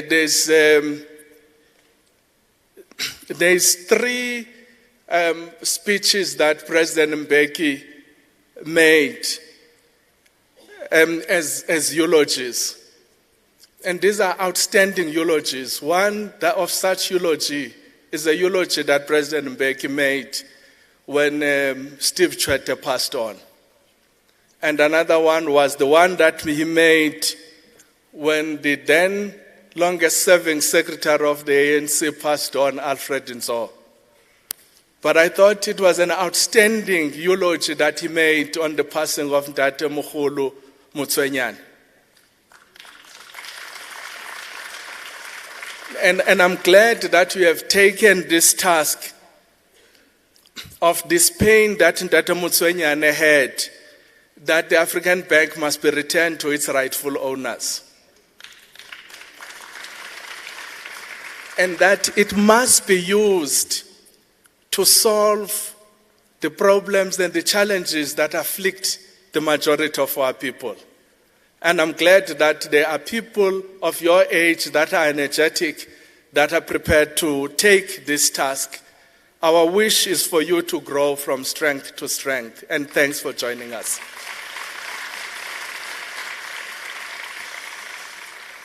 You know, they say there is no prophet that is celebrated in his own town and in his own time. But Premier Lesotho thought it's necessary that he provides the necessary support for this event.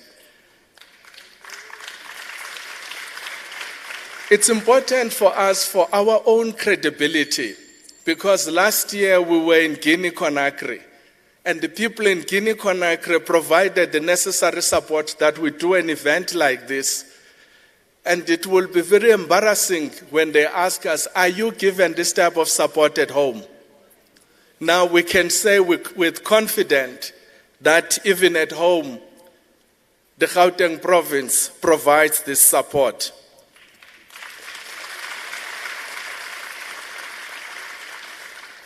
So President Mbeki has made quite a lot of calls for many of us in South Africa in particular, when he was talking at some stage to the students at the University of Cape Town. And he says our responsibility and the responsibility of young people in this country is the rebuilding of the ruins of Carthage. That our responsibility here is to travel the entirety of the continent and seek solutions to the many challenges similar to what Professor Bathily was talking about. One such institution that we have encountered, and really, Palisa, we didn't think like this, that HSRC is quite seized with the work in South Sudan. And as a result, we have now partnered with HSRC to look at this issue of peace and security in the continent. And it's clear practical expression that HSRC is part of the rebels against Africa's backwardness. I'm glad that we can count you as a partner. Interestingly, Chair, we had some people that called us from nowhere. I don't know how many of you remember the Northern Cape Premier Maneki Tipicho. And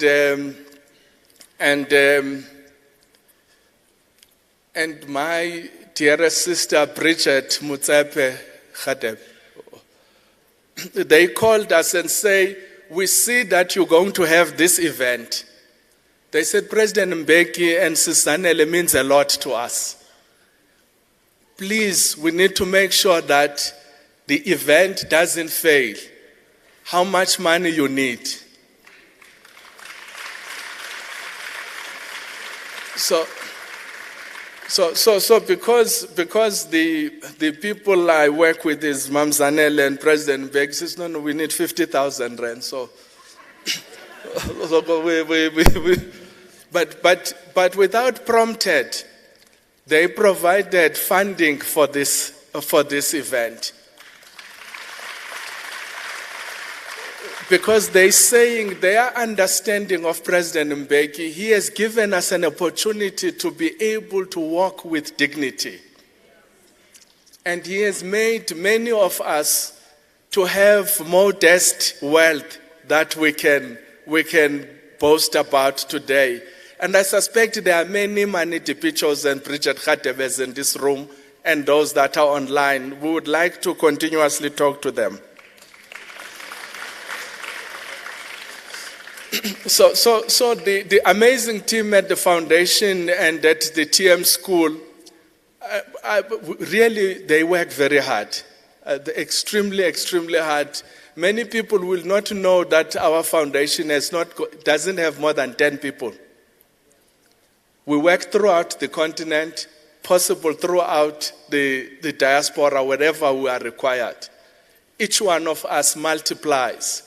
And this is probably the 5th event of this nature that we are putting together. But not as an event, but as something that we create out of it. Because from this event, we're going to create scholarship out of what Professor Bathily is saying. But we're also going to create a program for the school and for the foundation. So really, this team has been an amazing team. Led by Pindile Ndlovu, Stephen, Professor Mello, and our colleagues at the university. I just wanted to say something. There's a fellow here that runs up and down that really makes these things possible. It's Lupi Ngaisa. So Lupi Ngaisa comes from a township called Woma. If you grow up to the age of Lupi and no scratches of knives in your face, it must be a miracle.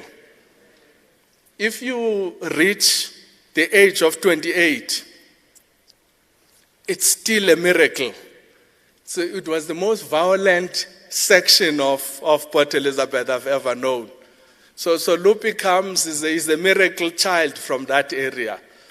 But he's been doing an amazing work in making sure that we put events of this nature. And we tested him. I see my sister from Guinea-Conakry is here. We tested him in Guinea where everything was not working. You tricked, you get dropped. The appointments are not honored. But we were able to pull 5 amazing events in Guinea. It's because of somebody that has survived those dangerous areas of Woma. But Professor Bathily, you actually did not disappoint us. And I think from the chair and the patron, the decision to have you for this year's lecture, it's actually a great insight. And I think it's a rare privilege for many of us here. I think what we need to say to you is that we will turn your words into action.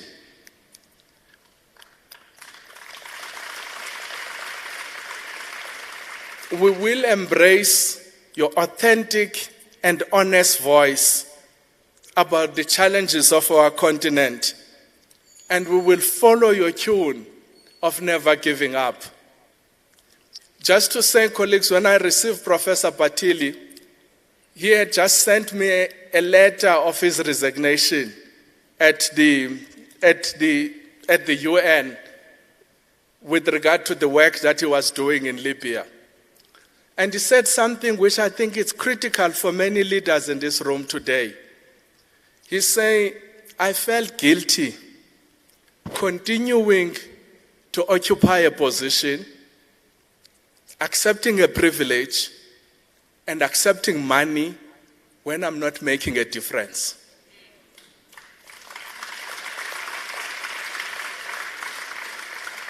I'm wondering how many of us are sitting around the table, accepting monies, occupying positions, celebrating privileges, and making no difference. That's, for me, an authentic leader.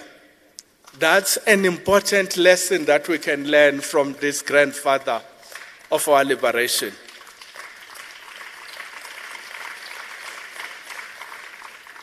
So thanks, Professor Bathily, once again for your insights, for your wisdom, and for your generosity of sharing. We understand now that the call for Africa's renewal, for an African renaissance, is a call to rebellion. To rebel against the dictators, against the tyrants, against the counter-revolutionaries, against the puppet leaders, against the talking heads, against those leaders who are corrupt, and seek to steal wealth that belongs to the people. And I think you have made that call, that from us you require those rebels. I suspect, Ari, that there must be amongst us politicians, thought leaders, business people, youth and women activists, trade unionists, religious leaders, artists and professionals who have been listening to Professor Bathily throughout the continent and the diaspora, who are sufficiently enraged by Africa's condition in the world as you describe it. And therefore, they would want to join the mass crusade of Africa's renewal, so that they can say beyond the flags and the national anthems, let's answer the question truthfully and honestly as to how do we restructure the political and economic systems of our continent to serve its people. We understood and learned from you that to be a true African is to be a rebel in the cause of Africa's renaissance, whose success is one of the great historical challenges of our time. Once again, thank you to each and every one of you in this room and online, and many that I omitted to mention by name, please forgive me. To all of us at the foundation, and on behalf of the board of our foundation that is here, that provides the necessary support and the strategic direction, and on behalf of Mrs. Mbeki and the patron, you are all our honored guests. At the end, I need to say, we all South Africans that are here today must remember that 29th of May, it's a very, very important day. Not just as a civic duty, but as a badge of honor and a badge of dignity, where we need to exercise our collective voice to determine the direction of the future of our country. All of you are urged to ask your families, your friends, and everyone you know to get up and vote. Ngoko ke godkani izizwe liphelile ityala. Godkani bantu phelile into ebithetha. Professor Bathily, that means the mission we invited you here for has been accomplished.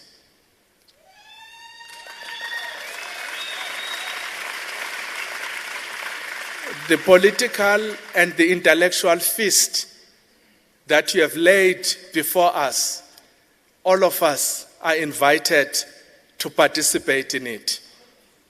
A happy Africa Day, and let the conversations continue. Thank you very much. Thank you so much.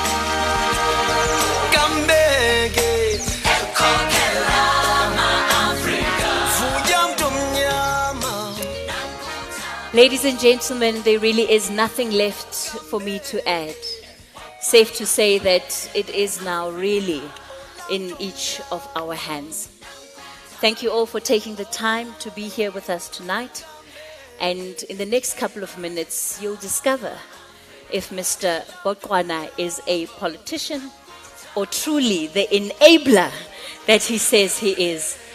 Have a lovely evening and good night. Uzalisekise phupha hey lenkosi uluthuli